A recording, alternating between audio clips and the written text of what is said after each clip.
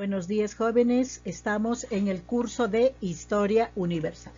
El día de hoy vamos a trabajar la restauración europea, ¿no? Ahí tienen una imagen de la concentración de los grandes representantes de los estados de Europa para poder restaurar, ¿sí? ¿Quieren saber de qué se trata? Pues estemos atentos que ya empieza este nuevo temita. Tercer grado de secundaria, tu profesora que te acompaña, la licenciada Graciela Sánchez Garay.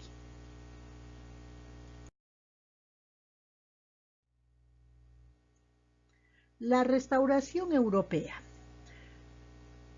Veamos primero una introducción.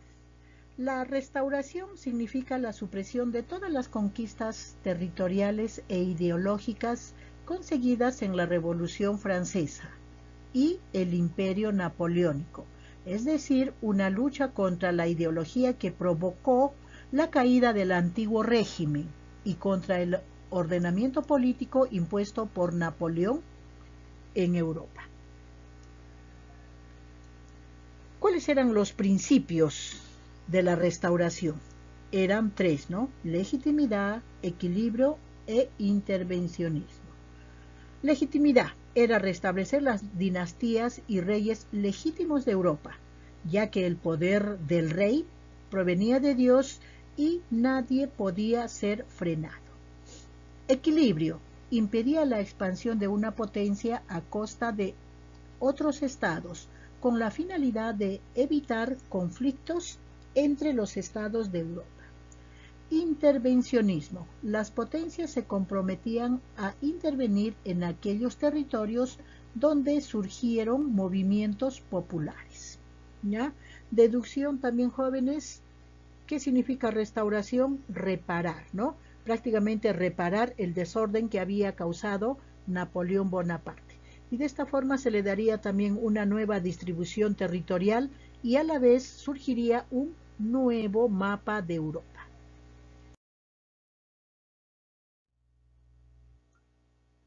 La restauración europea se dio a través de un congreso. Este va a ser el Congreso de Viena, ¿ya? Que se va a dar de 1814 a 1815. Terminado el periodo de las guerras napoleónicas, fue necesario hacer una reunión de todos los países a fin de lograr una paz duradera. Esta reunión adquirió la forma de un congreso y tuvo lugar en la ciudad de Viena, que era capital de Austria, entre los años 1814 y 1815. A esta reunión asistieron Francisco I de Austria y su canciller Clemens Metternich, que fue el gran artífice y organizador del Congreso. Alejandro I de Rusia, que era el zar, ¿no? El rey. Guillermo III de Prusia. Clastereg, ministro de Inglaterra. Charles de Talleyrand, que era el ministro francés, representante del rey Luis XVIII. Los demás países enviaron delegados de menor rango. España quedó relegada definitivamente y pasó a ser una potencia de segundo orden. Después que en épocas de la expansión europea, España llegó a ser la primera potencia, únicamente por el descubrimiento de América. Las potencias que hicieron prevalecer su criterio e ideas fueron Austria, Prusia, Rusia e Inglaterra. Napoleón, enterado de los pormenores del Congreso de Viena y de la impopularidad de los Borbones en Francia, resolvió retornar a Francia y ejercer su gobierno de 100 días. Tras la abdicación final, luego de su derrota en Waterloo, retoma el poder Luis XVIII, que fue un rey Borbón de la dinastía Borbón. Los objetivos de este congreso fueron anular la Revolución Francesa y acabar con las ideas liberales, luchar contra los procesos revolucionarios de 1820, 1830 y 1848, delinear un nuevo mapa de Europa, restablecer el equilibrio internacional por medio de la Santa Alianza y la Cuádruple Alianza.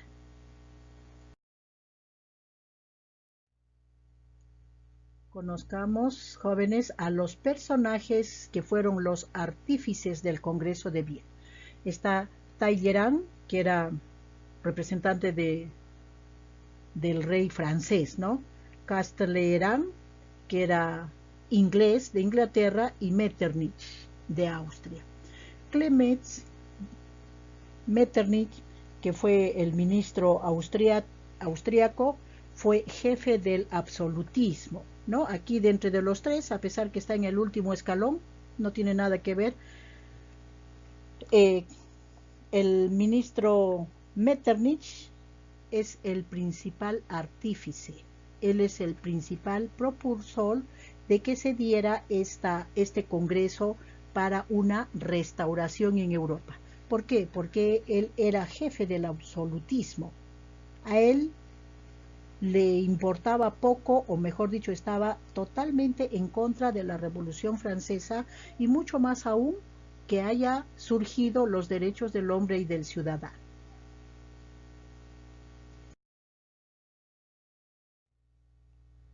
Bien, jóvenes, aquí tenemos el nuevo mapa europeo según la restauración, ¿sí? Bueno, el mapa de Europa de 1815.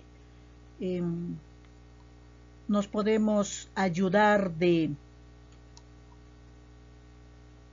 la leyenda que tenemos, ¿no? Una corona sería una pentarquía, 5 años, ¿no? O cinco reinos tendría, ¿no? Gran Bretaña a la vez,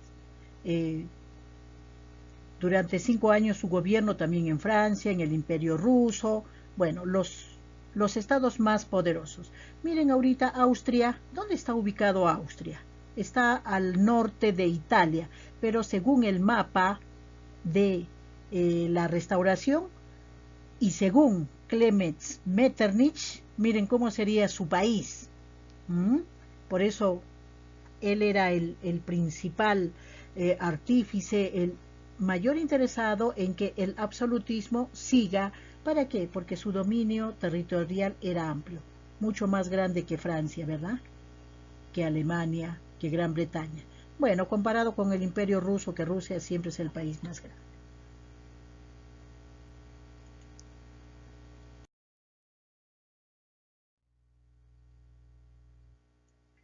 Ahora veamos la situación geográfica de los principales reinos europeos, según el mapa. Inglaterra fue la más beneficiada ya que obtuvo el nuevo reino de Hannover mediante una unión personal y en posición de Helgoland, Malta, la colonia de El Cabo y Ceilán. Afianzó su hegemonía en el mar y se convirtió en la primera potencia naval del mundo durante los siguientes 100 años. Rusia anexionó casi toda Polonia, incluido el exducado de Varsovia, y conservó los territorios de Finlandia y Besarabia.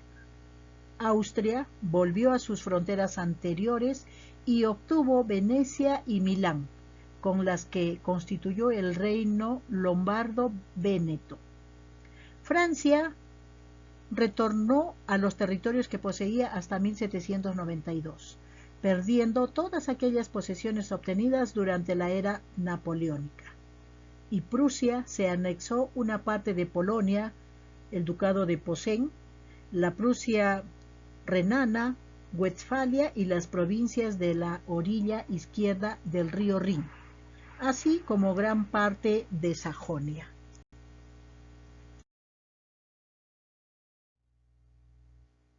La Santa Alianza. Además del reparto territorial, la obra contrarrevolucionaria del Congreso de Viena se completó mediante la firma de un acuerdo para impedir el renacer del liberalismo. Este acuerdo se plasmó en la Santa Alianza.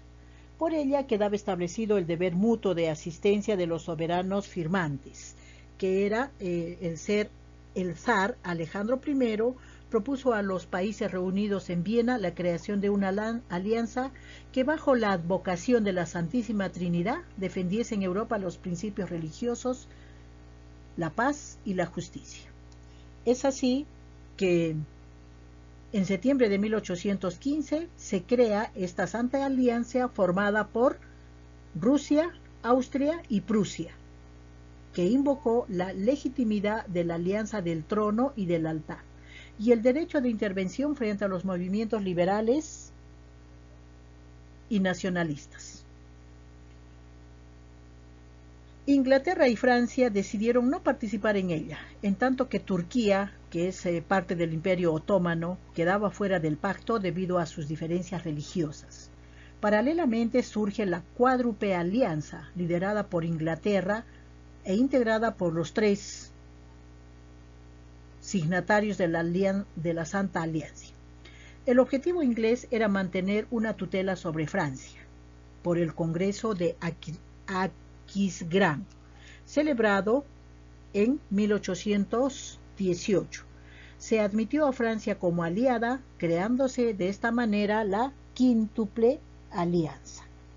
Primitivamente, esta Santa Alianza tuvo un carácter religioso, ¿sí? Porque menciona, se formó bajo la advocación de la Santísima Trinidad.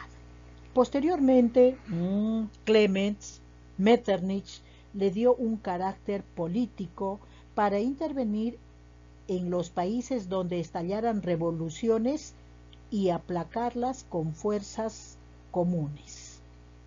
Nuevamente el ministro Metternich, ¿no? Defensor acérrimo del absolutismo, ¿ya? Repercusión de la Restauración en América. Por el Congreso de Verona se acordó ayudar a España a recuperar sus colonias e impusiera nuevamente su opresión en Hispanoamérica. Pero las colonias españolas lograron en la guerra contra España defender su independencia. A ello contribuyó la ayuda prestada por Inglaterra a las excolonias españolas, a las que consideraba un aporte importante, marcado. El ministro inglés Canning logró en 1822 amenazar a Francia con la guerra si su monarca Luis XVIII ayudaba a Fernando VII. Luis XVIII de Francia, Fernando VII de España. A su vez, contra las pretensiones de la Santa Alianza, el presidente de los Estados Unidos, James Monroe, declaró que una nueva colonia en América sería vista como un acto de hostilidad para Estados Unidos. Así lanzó un reto más contra las pretensiones imperialistas de las grandes potencias. Su doctrina se sintetiza con la frase América para los americanos. Ya jovencitos, miren esta doctrina, la doctrina Monroe. Esto ya va a quedar como cultura general, ¿no? A veces como preguntas de admisión a cualquier centro. La doctrina Monroe es América para los americanos. ¿Listo? Hay que recordarlo eso. Muy bien, llegando al fin de este interesante tema, vas a realizar tus actividades. Como es costumbre, realiza tu resumen del tema utilizando tu libro virtual. Y vas a pegar imágenes para poder adornar tu cuadernito. Nada más, jóvenes, agradeciéndoles su atención, su dedicación, ¿sí? Y pidiéndoles que se cuiden, que Dios los proteja, que nos libre de todo mal. Nos reencontramos la próxima semana. Chao, chicos.